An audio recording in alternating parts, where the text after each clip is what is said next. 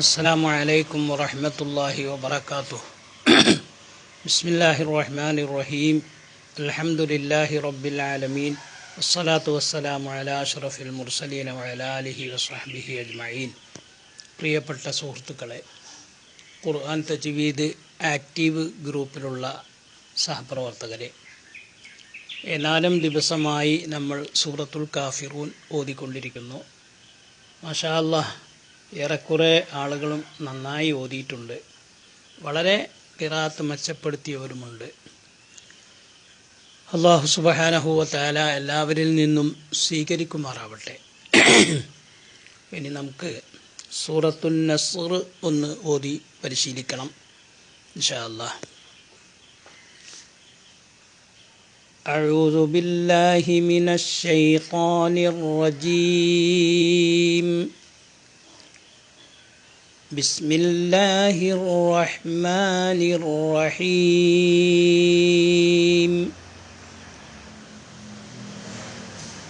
ഇദാ ജാഅ നസ്റുല്ലാഹി വൽ ഫത്ഹ്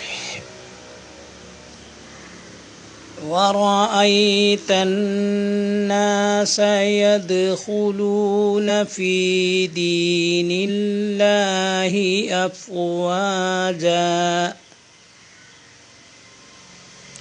فسبح بحمد ربك واستغفره إنه كان توابا صدق الله العظيم. ഈ സൂറത്തിൽ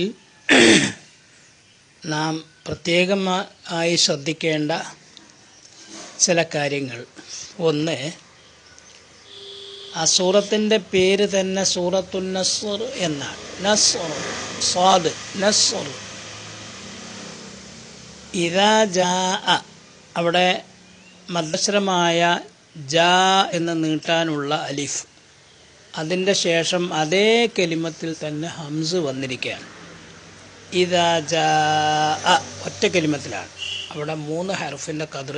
ചിലപ്പോഴൊക്കെ തഹ്ഖീഖാക്കി ഓതുന്ന സമയത്ത് നമ്മുടെ ഇമാം 3.5 അലിഫിൻ്റെ ഖദർ 7 ഹർക്കത്ത്, 7 ഹർഫല്ല 7 ഹർക്കത്ത്, അത് വ്യത്യാസം മനസ്സിലാക്കണം. ഒരു ഹർഫിന് 2 ഹർക്കത്ത്.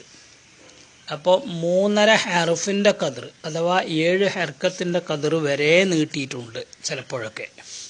ആ നീട്ടൽ ഖുർആൻ്റെ ഇജ്മാഅ് കൊണ്ട് നിർബന്ധമുള്ള കാര്യമാണ്.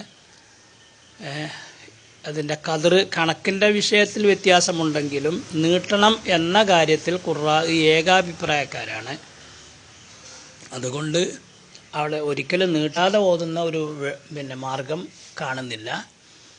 ഇദാ ജാഅ നസ്റുല്ലാഹി വൽ ഫത്ഹ്. നസ്റു, നസ്റു, നസ്റു എന്ന് പറയരുത്. നസ്റു, സ്വാദ് കൽക്കലത്തിൻ്റെ ഹർഫല്ല.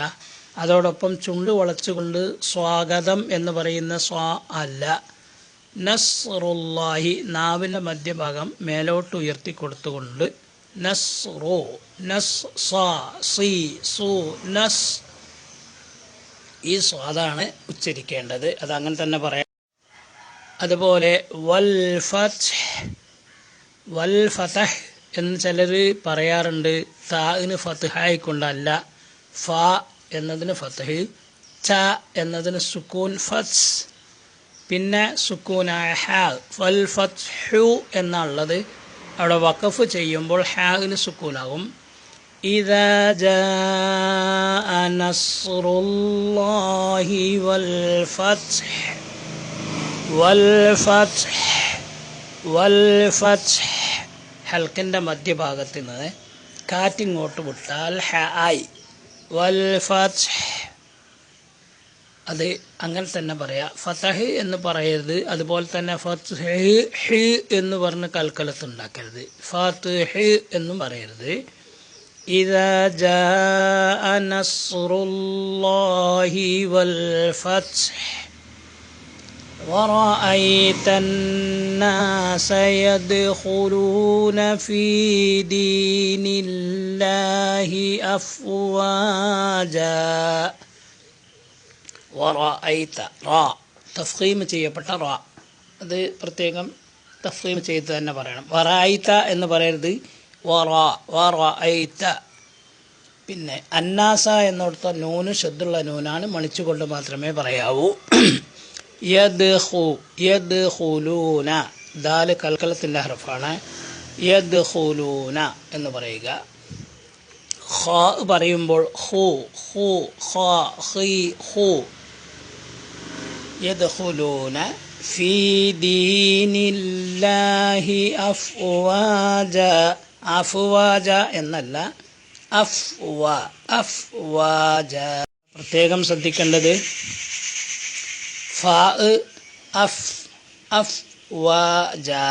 വാ എന്നത് നീട്ടിയ അത്ര തന്നെ ജാ എന്നതും നീട്ടാവൂ. അതായത് രണ്ടും ഒരു ഹർഫിൻ്റെ ഖദർ മാത്രം നീട്ടുക.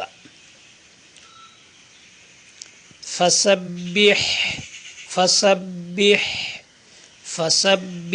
ബിഹംദി റബ്ബിക വസ്തഗ്ഫിർ. അവിടെ നിർത്തുക.